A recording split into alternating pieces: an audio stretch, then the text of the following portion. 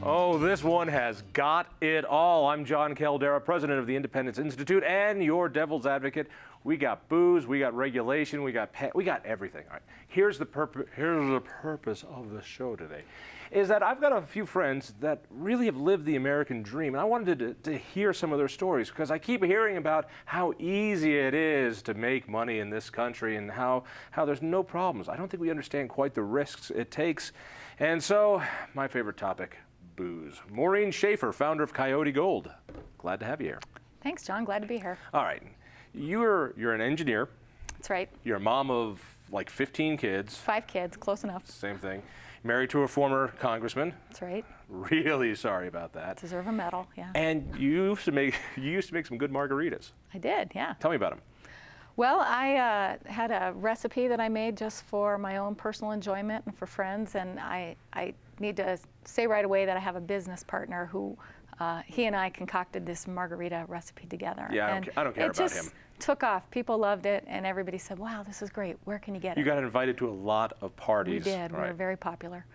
And so what did you? You had the usual American dream. You said, I can sell this stuff. Exactly, and I thought, well, we're electrical engineers, we can make microelectronic circuits, surely we can figure out how to put a margarita in a bottle.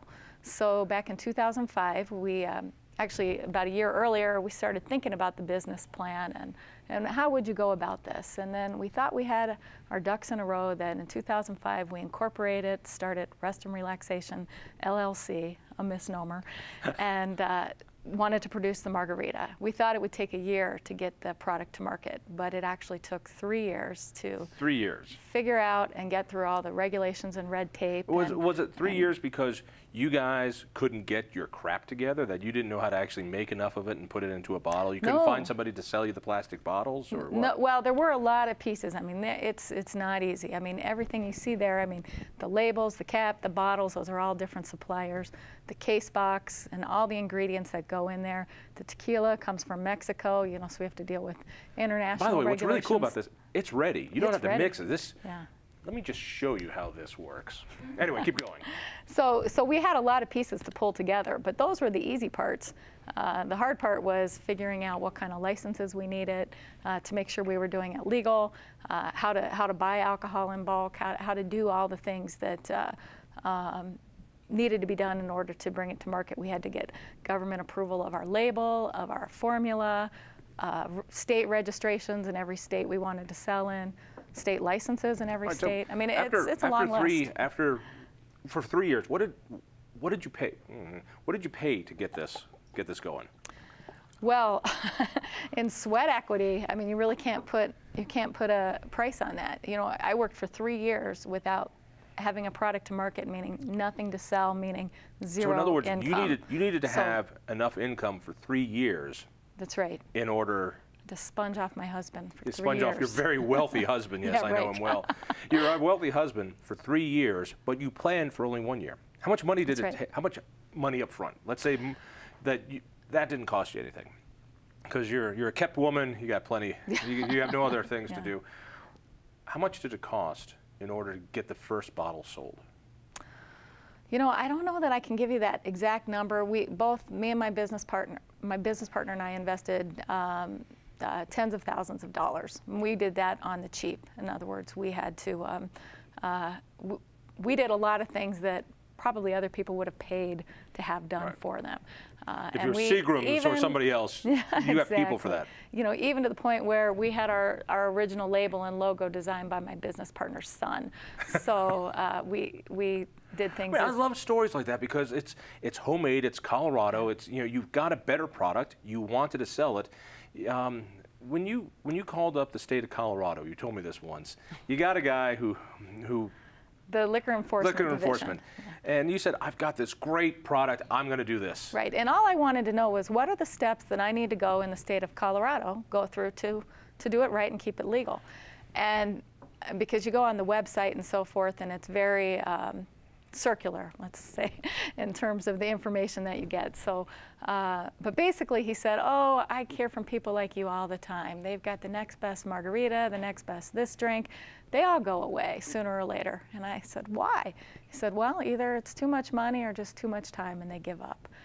So that was... You even have the bureaucrats telling you, Don't try to make your own business. And we're paying their fee. Our license fees pay their salary. How much was the license fee in Colorado? Oh gosh, it was several $100s in Colorado. Our federal license was several $1,000s. You know, it's different in each state. I can't even remember anymore. We have to renew our Colorado license annually, so you pay that every year. I want to know about this label. Nice, easy, simple little label. It's got a wonderful coyote on it, all natural margarita, ready to go, handcrafted. Certainly, with the First Amendment, you don't need to ask permission on what to put on your label. Well, actually you do. It's heavily regulated. The label approval process is probably one of the most daunting pieces of this whole process. But basically, you have your label designed, and there are certain requirements that you can find at the federal government website that need to be on there. For example, the container size and the proof. All right. Okay. I get that. And then you submit your label with all the required information, and you find out that the reviewer thinks that maybe they want to give some artistic input in how to change the label. Excuse me? Yes. Excuse yes, me? we Excuse got me? artistic input on how we should possibly move things around. Somebody in a fluorescent lit office in D.C. was giving you input on what it needed to look like, not just what it. I mean, I understand it needs to say, it needs to have this god-awful warning on the back, like we don't know that already. It needs to have the amount of alcohol, and I mean things that consumers should know. But they were actually telling you. Right, and then we got caught into a circular loop with one agent who thought it was a margarita because it's a margarita, and there's a federal definition for a margarita, believe it or not. And one person who thought it was there's a federal definition for margarita. There is, yes. All right, so if you put too much lime juice, does it cease to be a margarita? It has to have certain minimum ingredients to be called a margarita, basically. By law? By law, that's correct. But somebody else thought that it was a distilled spirit specialty drink. And because they were in disagreement on whether or not it was a margarita or a distilled spirit specialty drink, they were in disagreement on what the content statement should be. And one of the reviewers didn't want me to disclose all of the ingredients, basically. They said I was disclosing too much. And I got caught in this circular loop between these two agents. And while you're burning up money, time, and energy. Exactly, just trying to kind of makes you want to do a little bit more of this. Yeah. So how did you solve that? Well, ultimately, it did get resolved because we, each time we submitted it, it kept getting kicked to the other person. Well, once it got kicked to the same person twice, then she signed off on it. So. Did you ever get the sense from all these different bureaucrats that they're there to help you get something to market? What are you laughing at? Did you ever get a sense that they want you to live the American dream? Not just some big corporation that has lawyers and everybody else to do it, but we want to get you through these hoops so you can get out there and start making some money. No, I never did get that sense. But I will say that they're all very nice people, very polite. And, you know, they just seem to be going through their checklist. And if they kind of go down the wrong chute in their checklist, then they're caught in that trap, and you have to figure out how to get back up and into the right bucket. But 3 years before you could sell your first drink. That's right. And lots and lots of money. All right, tell me about this, because now if I had this when I was a kid, life would be good. This is an Otter Pop for adults. So this is your margarita in a summertime drink. You freeze it.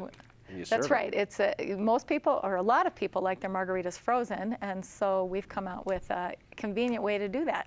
Because it's all about delighting customers. That's right. So this is the margarita all ready to go. Not for children? What the hell? Throw it in the freezer. All I know is my kids sleep a whole lot better after Auntie Maureen's pops. Let me tell you. Okay, well we're not gonna advertise that. Anyway, so how much trouble just to get basically the same product in a different container? Well, that's a whole other set of problems and risks, because again, the packaging for that, to come up with that, we had to invest in a piece of equipment that would actually pouch the product, because most bottlers, we contract bottle this, they've got bottling equipment, they don't have pouching equipment.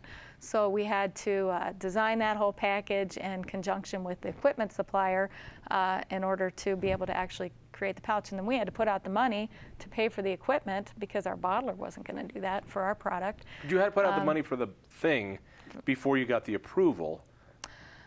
And then, so you're yeah, we did that investing. all in parallel. Yeah. Absolutely, you're right. So you're investing, waiting for the opportunity for all your investments to even be allowed to see if it meets the market test. That's right. I mean, you don't know if America loves these or not. They may not, but you still have to put out all the money. You're exactly right. You put in all, you make a calculated decision that you think is going to work, but you could be wrong, and then you've invested all this money, or the federal government may come back and say, well, we don't like this label, you're going to have to redo this, and you know, may delay you to market 6 months. You showed me just before this very important MI-15, which was, I believe, some sort of English spy unit, MI-15. Yeah. What's that? Okay, so the frozen margaritas, our distributor wanted to sell them into Michigan, and the Michigan Liquor Enforcement Board decided that this pouch was a metal container, and they have a, because it's silver, I guess. This is a metal container. They have a metal container. This is what's metal in Michigan.